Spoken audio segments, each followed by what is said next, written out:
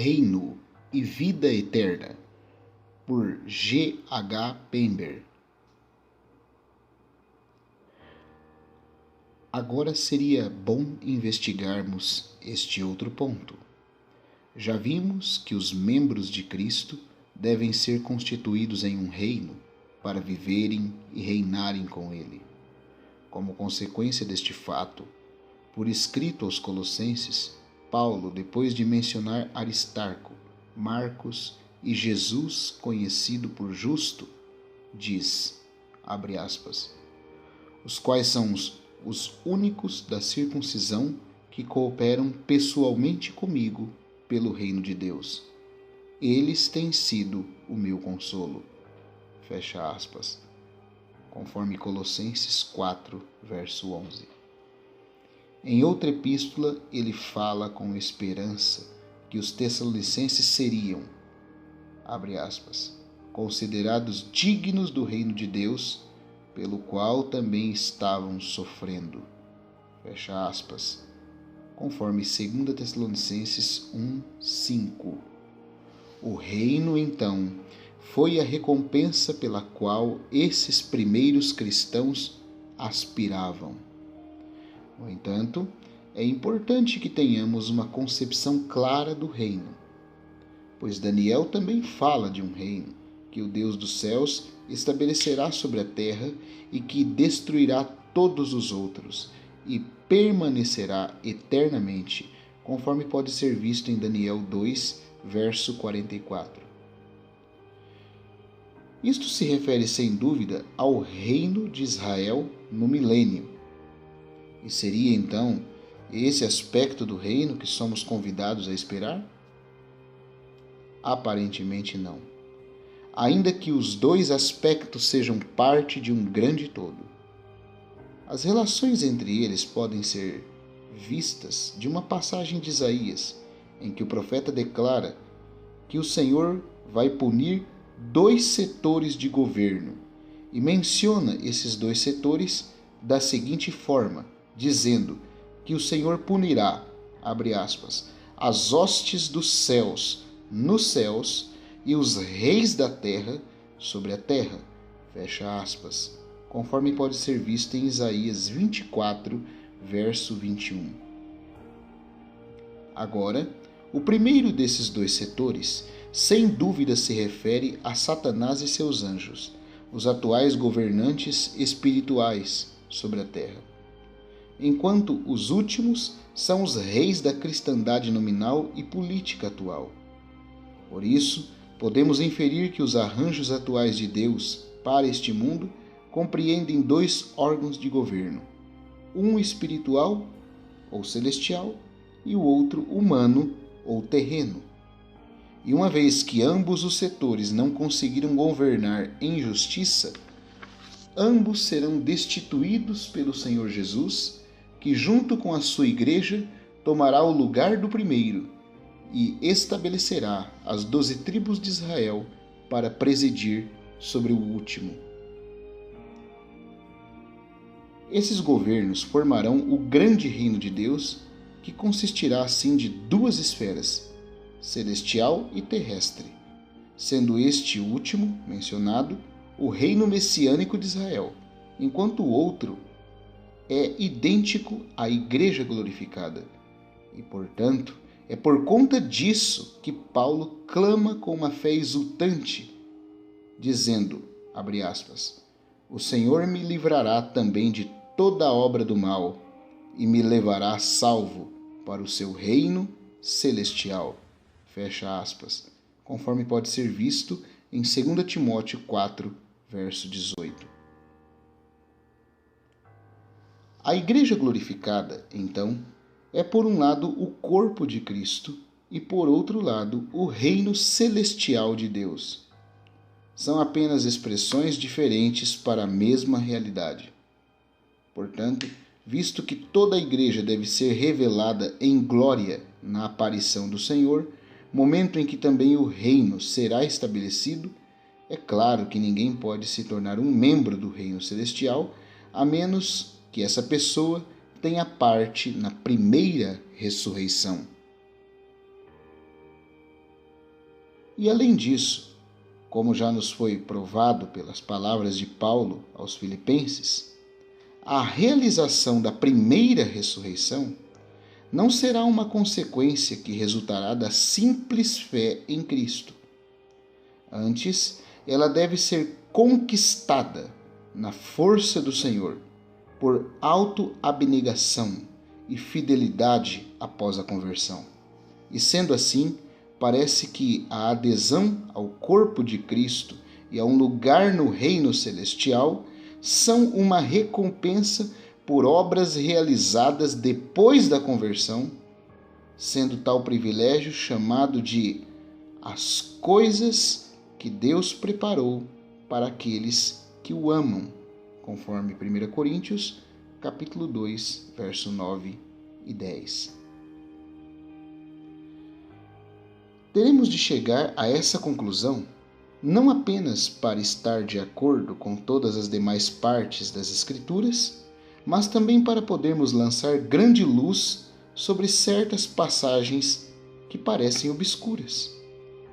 E se percorrermos as páginas do Novo Testamento, veremos que, enquanto a simples fé e a vida eterna são ligadas entre si, o reino está invariavelmente ligado, direta ou indiretamente, com os frutos da fé, com o amor, trabalho e conduta. Como exemplo do primeiro desses casos, podemos citar as seguintes palavras do Senhor, nas quais está dito, abre aspas, e a vontade de quem me enviou é esta, que nenhum eu perca de todos os que me deu. Pelo contrário, eu o ressuscitarei no último dia. De fato, a vontade de meu Pai é que todo homem que vir o Filho e nele crer tenha a vida eterna, e eu o ressuscitarei no último dia. Fecha aspas. Conforme pode ser visto em João, capítulo 6, verso 39 e 40. Agora, o primeiro desses versículos, o verso 39, como já vimos, é explicado pelo segundo. Aqueles que são dados ao Senhor vão a Ele porque o Pai os traz ao Filho, e então contemplam-no e creem nele. Para todos eles, a vida eterna é assegurada pela promessa muito definida que se segue, a qual diz que eles nunca podem ser julgados por suas vidas, porque eles já passaram da morte para a vida, e, consequentemente, o Senhor os ressuscitará no último dia.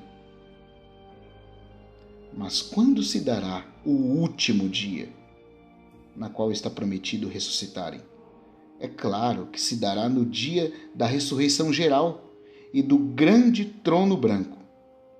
Toda dúvida sobre essa nossa interpretação desta verdade pode ser rapidamente removida por uma referência às palavras solenes do Senhor encontradas em João capítulo 12, verso 48, as quais dizem, abre aspas, quem me rejeita e não recebe as minhas palavras, tem quem o julgue.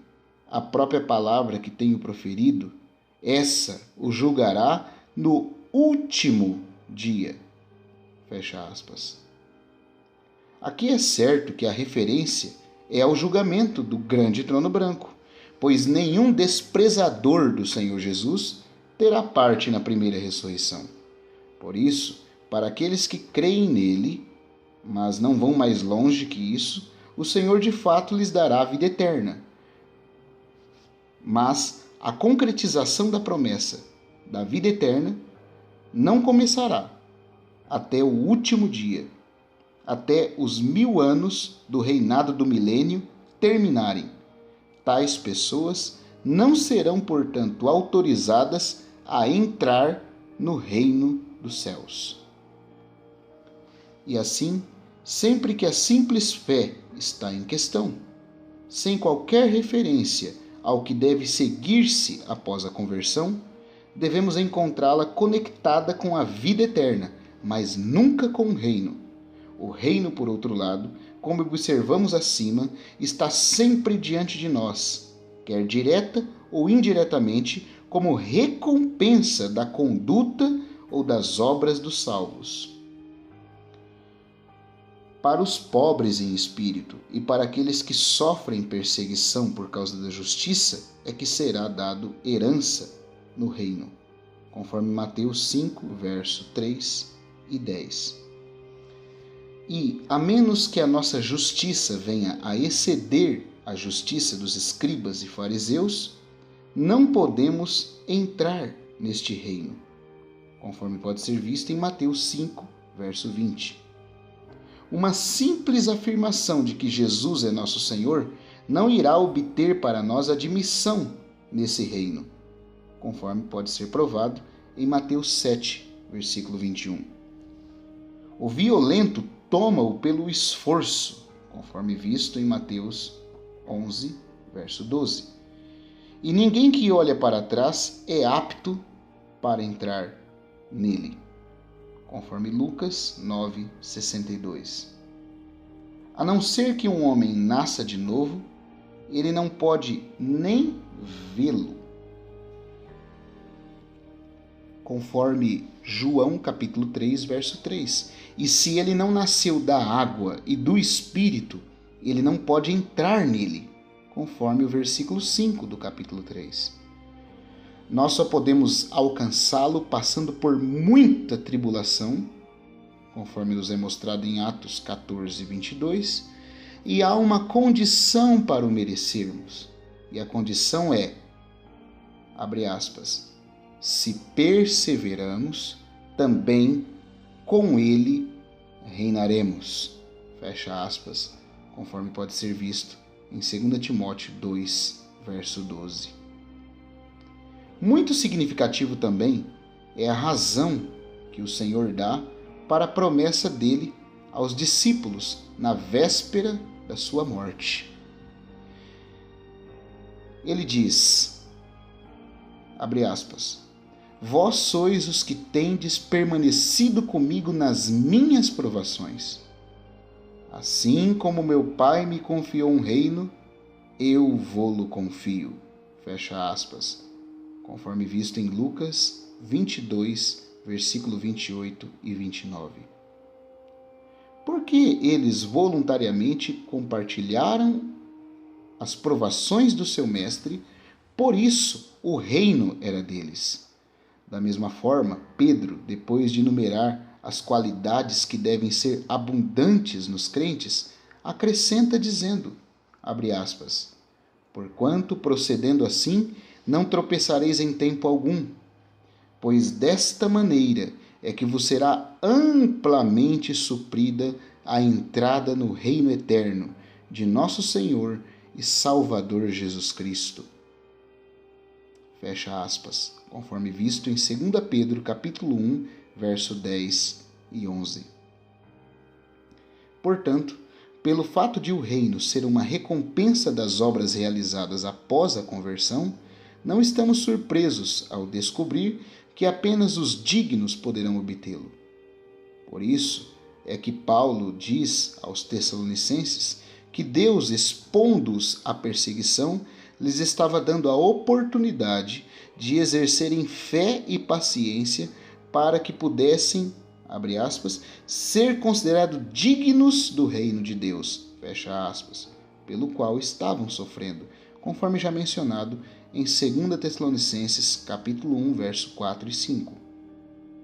Também não devemos omitir uma nota onde o próprio Senhor fala daqueles que foram considerados dignos de alcançar a era vindoura e a ressurreição dentre os mortos, conforme pode ser visto em Lucas 20, verso 35.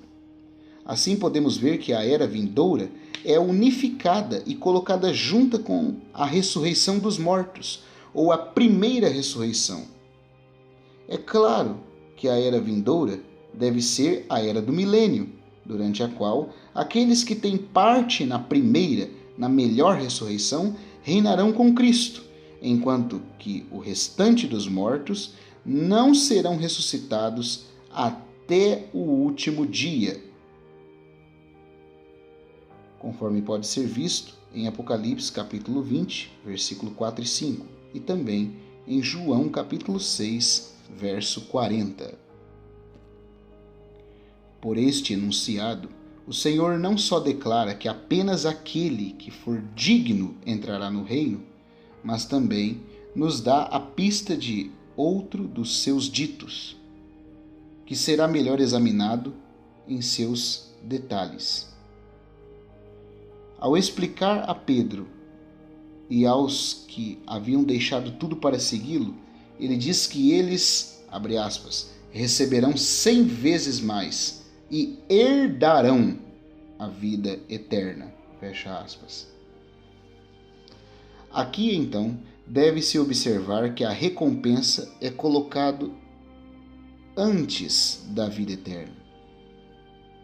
E isso aponta novamente para o fato de que a recompensa será dada durante os 1000 anos que precedem o último dia, mencionado em João 6, verso 40. A mesma lição também parece ser ensinada na parábola dos trabalhadores na vinha, da qual teremos mais a dizer em um outro capítulo. Vendo então que os salvos estão envolvidos em alguma incerteza em relação à sua recompensa, embora tenham certeza de sua salvação, as Escrituras, como poderíamos razoavelmente esperar, não nos deixa de avisar do perigo ao qual estamos expostos. Já vimos esses diversos tipos de transgressores, a saber, esses que estão expostos a perigos. Isto é claro que está se referindo aos transgressores após a conversão, como aqueles cuja justiça não excede a dos escribas e fariseus, ou aqueles que não nasceram da água e do Espírito, os quais não podem entrar no reino. Então, novamente, quando nosso Senhor declara que os pobres em espírito e aqueles que passam pela perseguição por causa da justiça serão admitidos no reino, nessa mesma fala, ele deixa implicações manifestamente claras que espírito orgulhoso e o covarde que evita a perseguição ao custo da fé, serão rigorosamente excluídos do reino. E há muitas outras passagens a partir das quais inferências semelhantes podem ser trazidas à luz. Mas também há avisos de outro tipo.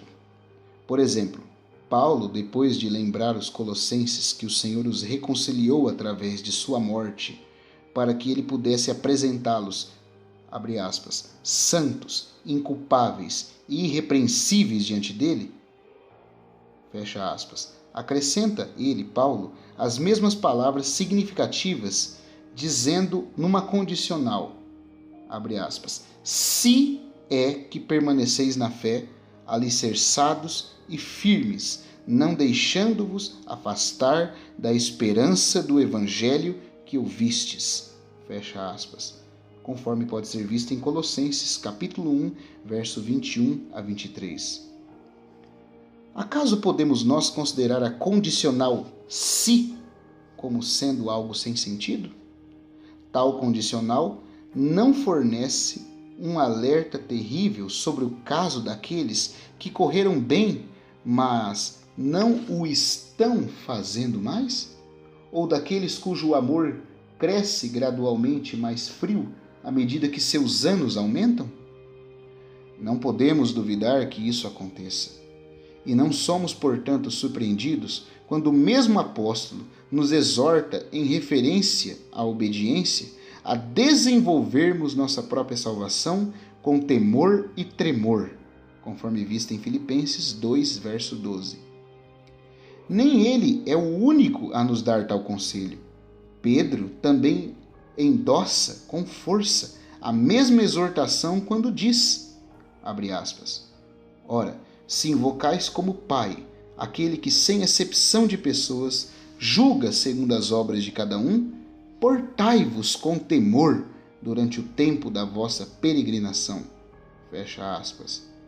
Conforme visto em 1 Pedro 1,17. Tem essas passagens aqui, tão pesquisadas, recebido a atenção que se espera de todo crente? Ah, infelizmente não. Elas são quase inteiramente desconsideradas. E então, o que encontramos, o que vemos, são as igrejas nominais, preenchidas com a complacência de Laodiceia e a autossatisfação, enquanto que os homens, que são pobres de espírito e contritos, que tremem da palavra de Deus, esses não conseguimos encontrar muito fácil. Mas há muitas notas semelhantes de advertência no Novo Testamento, e duas delas, pelo menos, são tão impressionantes e instrutivas que podem esclarecer por si mesmas os capítulos que trataremos logo a seguir.